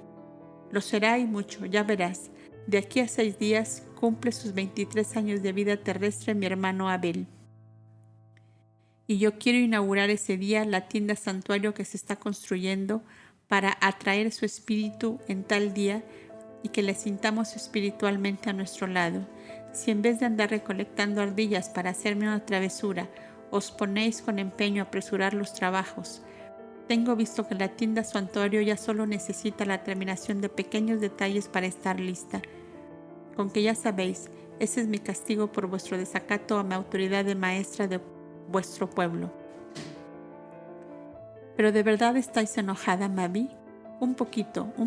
contestaba sonriente la joven Kouda, que tampoco podía sustraerse al recuerdo de las cómicas escenas provocadas por los animalillos traviesos saltando por las cabezas de las mujeres asistentes a la reunión. Y la visita de Vladico terminaba con la lectura de los papiros que Mavi había recibido de los 3 puntos hacia donde fueron los mensajeros. Las ternezas de su hermana Elia, que le detallaba su vida entre su padre y Abel, sus temores para cuando éste se ausentara de su lado al regresar a La Paz, conmovían hondamente el alma de Mavi, que tan íntimamente conocía a su hermana. Las confidencias reflexivas y profundas de su hermano Iber, que tanto caudal de experiencia había acumulado en los años que llevaba soportando la pesada carga de sus pueblos, llenaba el alma de la joven de ansiosos pensamientos relacionados con su propia vida, y por fin los desbordes de amor y de ternura que le llegaban desde su nido nativo en La Paz la emocionaban tan hondamente que acababa por regar de lágrimas y de emoción y de ternura aquellos largos papiros donde veía flotar las almas que le eran amadas. Y para obligarla de nuevo a reír, cuando ella ya estaba absorbida en alguna lectura que la conmovía, en un abrir y cerrar de ojos, Vladico se ponía una túnica de las venidas del Éufrates, la más corta de todas, que solo le llegaba a las rodillas. Se anudaba a la cabeza un velo de mujer Kouda y con una comicidad hasta entonces desconocida en él, se acercaba con el pebetero quemando perfumes mientras decía: que suba hasta Numú mi dicha de vivir. Y a partir de ese momento, una extraordinaria animación puso en actividad a aquellas gentes de ordinario tan pasivas y sosegadas. No solo era esperada la visita del Tidalá del Éufrates y el Nilo, sino de aquel otro poderoso jefe del norte, Lugal Marada, que habían elegido ese hermoso valle de las montañas Sagros para la entrevista a realizar.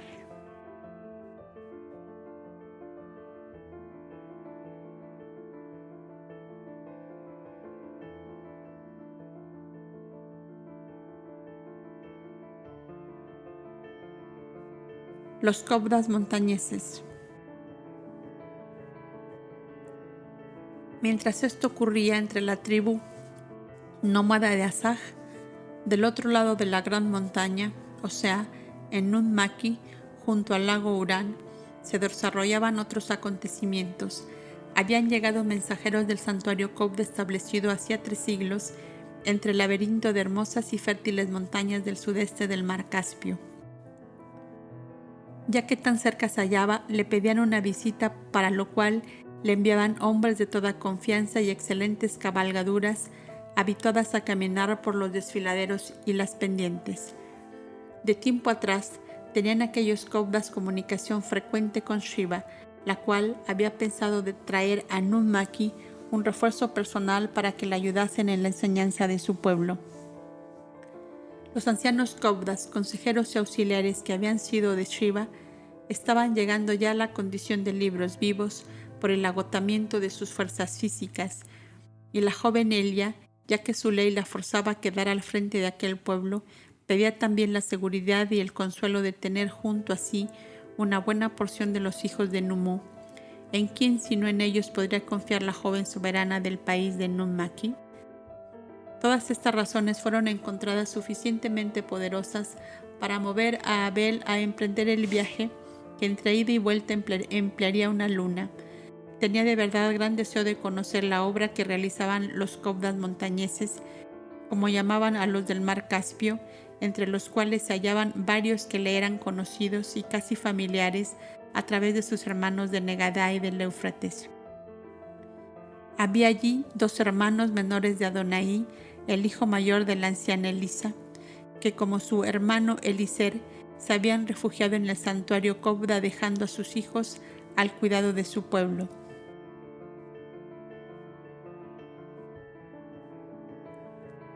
En el santuario de mujeres se encontraban las esposas y esclavas que habían sido de Selimán,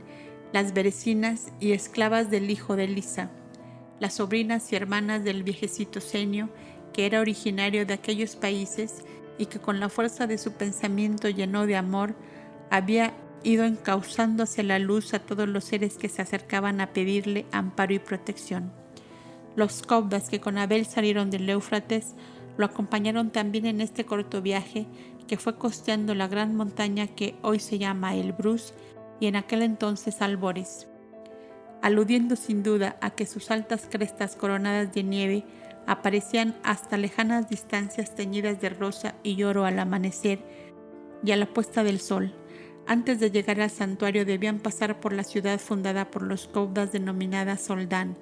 nombre que había tenido un abuelo de Senio, dueño de aquella comarca y gran auxiliar de los hijos de Nummu en sus obras de misericordia y piedad para los desvalidos.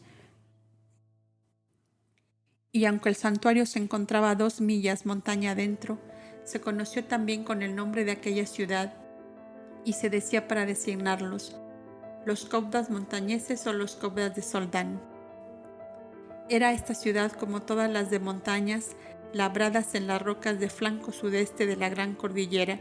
cuya maravillosa fertilidad cubría de vegetación como jardines aéreos, muros y techumbres, no apareciendo más que los huecos de las puertas como únicos lugares vacíos del verde y florido follaje que lo invadía todo. La ciudad parecía un parque al cual le daba mayor encanto y originalidad las alteraciones del terreno y el desigual nivel de viviendas, calles y caminos, y era muy frecuente el ver que en el patio que se abría ante la entrada de una vivienda era la techumbre de piedra de otra. Pero este Soldán parece ser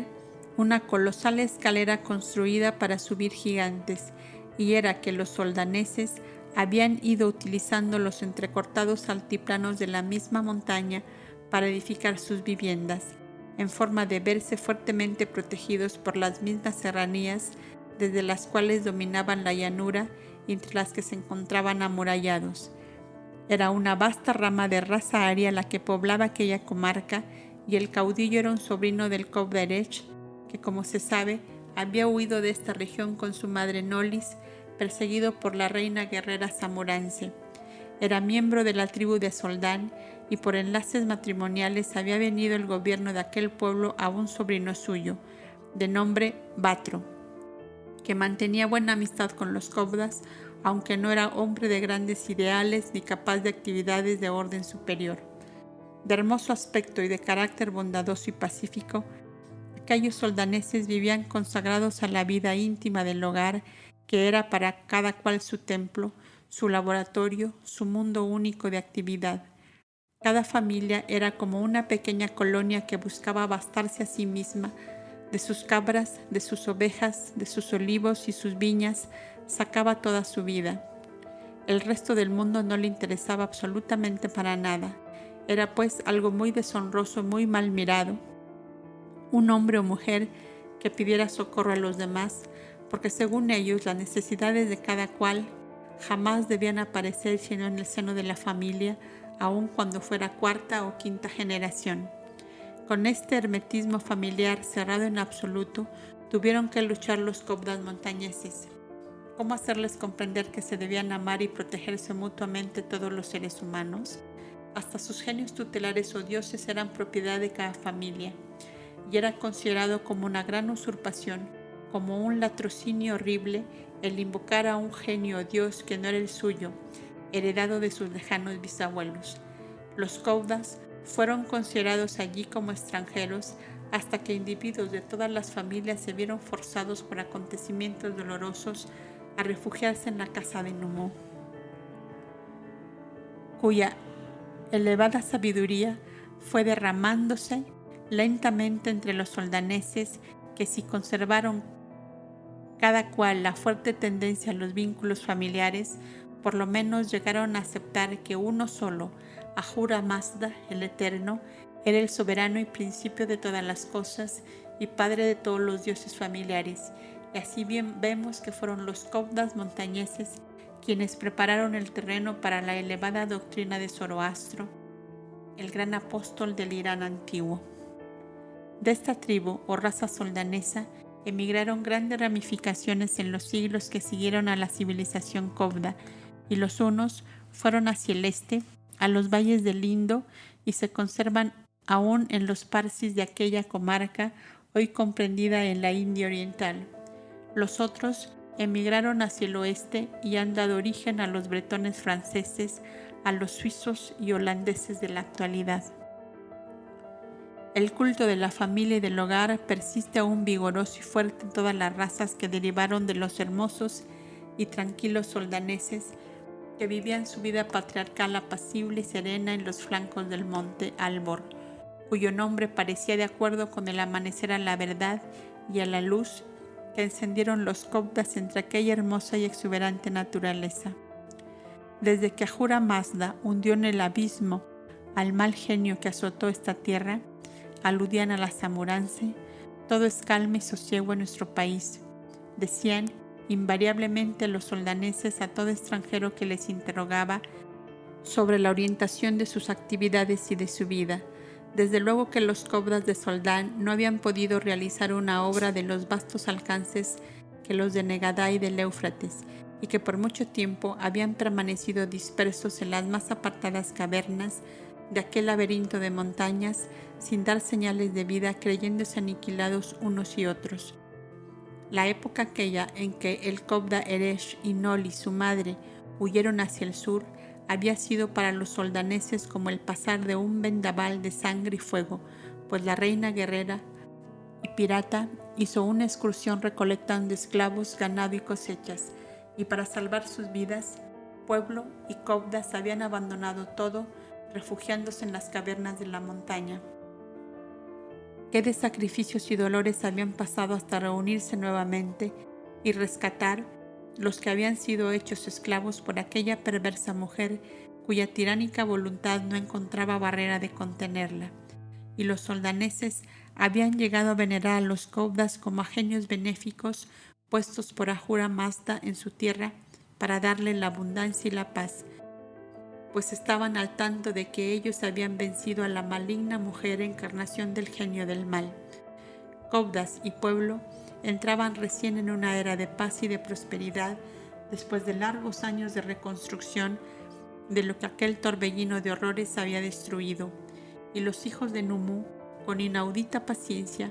habían desenterrado de entre las rocas lo que pudieron salvar de su archivo de las edades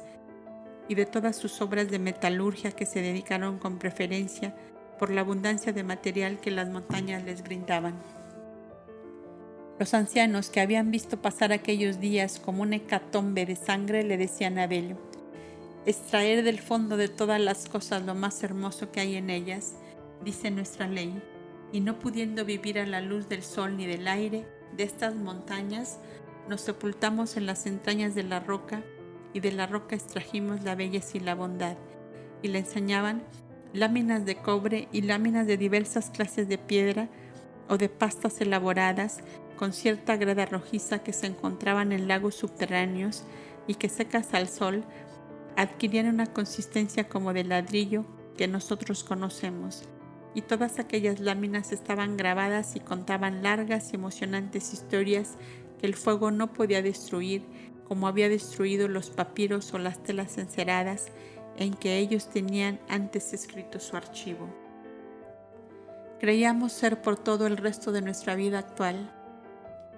Decían los ancianos, los cobdas subterráneos, pues algunos pasamos 11 años sin ver la luz de la superficie, sino solo a hurtadillas, pues los cazahombres de la reina pirata vigilaban las salidas y los senderos de la montaña.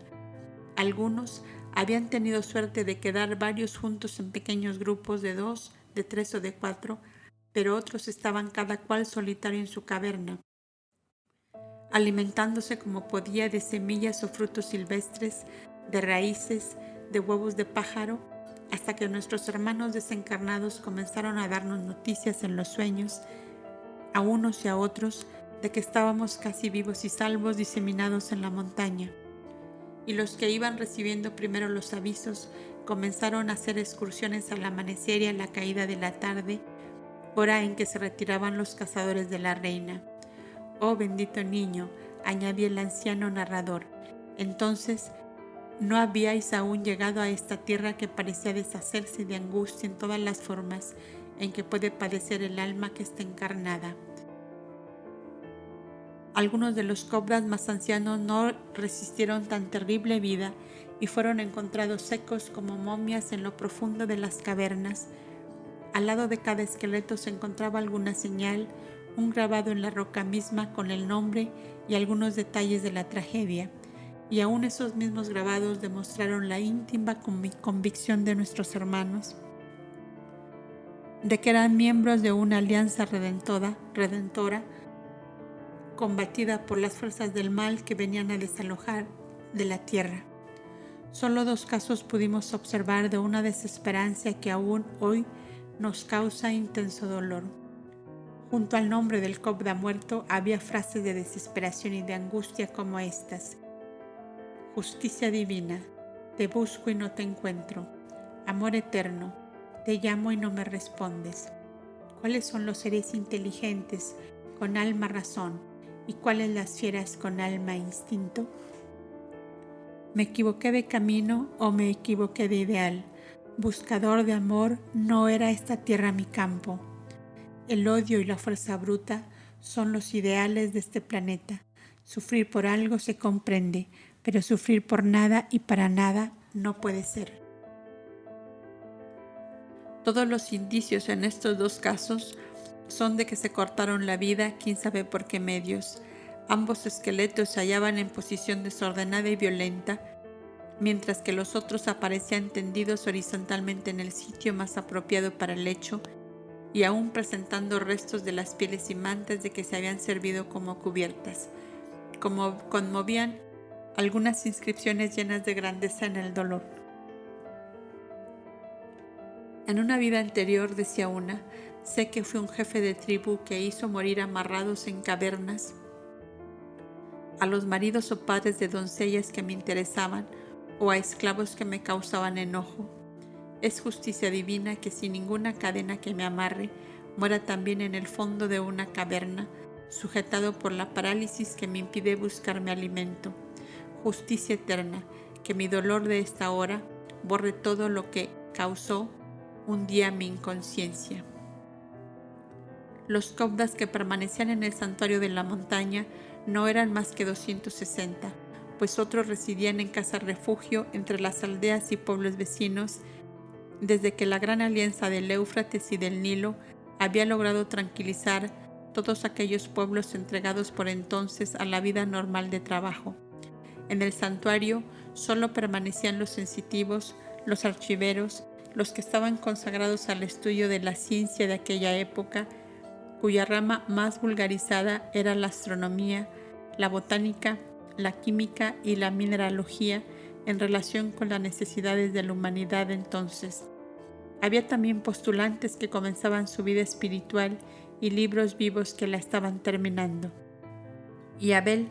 con mucha gracia y sutileza, decía: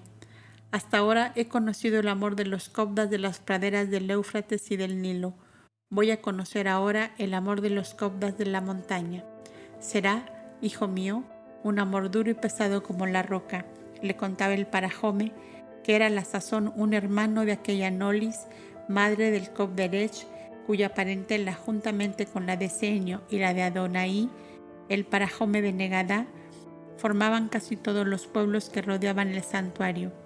Eran 3 grandes tribus de la misma raza, la que en alianza con los Cobdas encaminaban a aquella porción de humanidad terrestre por los senderos de la civilización y del progreso. Este parajoven se llamaba Sodomán y era hombre todavía joven, pues solo contaba 52 años de edad. Y cuando Abel le interrogaba sobre las actividades a que había dedicado su vida, contestaba: me aficioné a los caminos de Antulio y elegí la ruta de los astros y el corazón de los hombres para emplear en ellos esta etapa de mi vida eterna. ¿Y habéis avanzado mucho?, interrogaba el joven Cobda, ansioso siempre de los rayos de luz que pudiera recoger de sus sabios hermanos. No, hijo mío, le respondía Sodomán,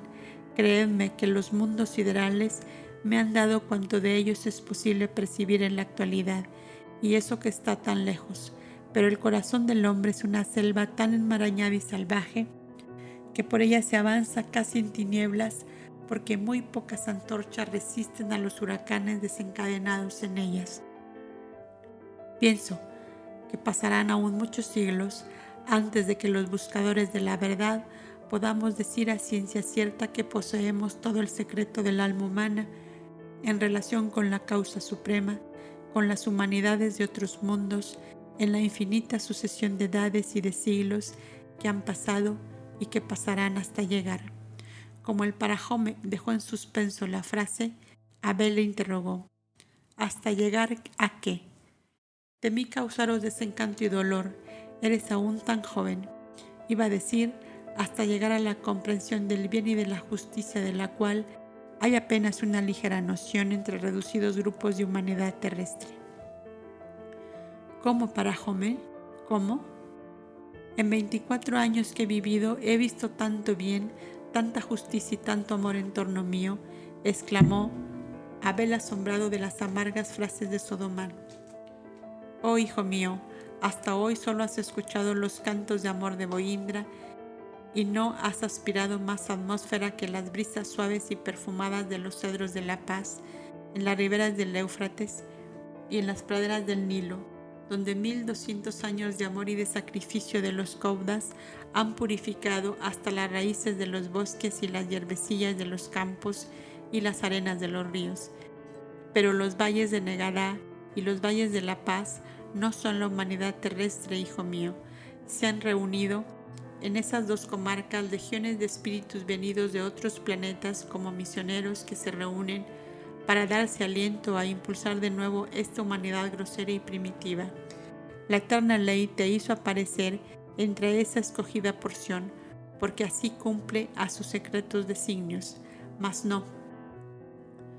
Tu faz se torna pálida, tus ojos se llenan como de un abismo de espanto. Aún no será la hora, niño bendito, de que tu alma de tórtola vislumbre las negruras del corazón humano terrestre. Oh, qué grande y sublime es el amor de los Cobdas de la montaña, duro y tenaz, invencible como la roca sobre las cuales viven, exclamó Abel, reaccionando de la dura impresión que las palabras adustas y frías de Sodomán le habían causado. Ya os dije que es un amor roqueño, duro y pesado como la piedra,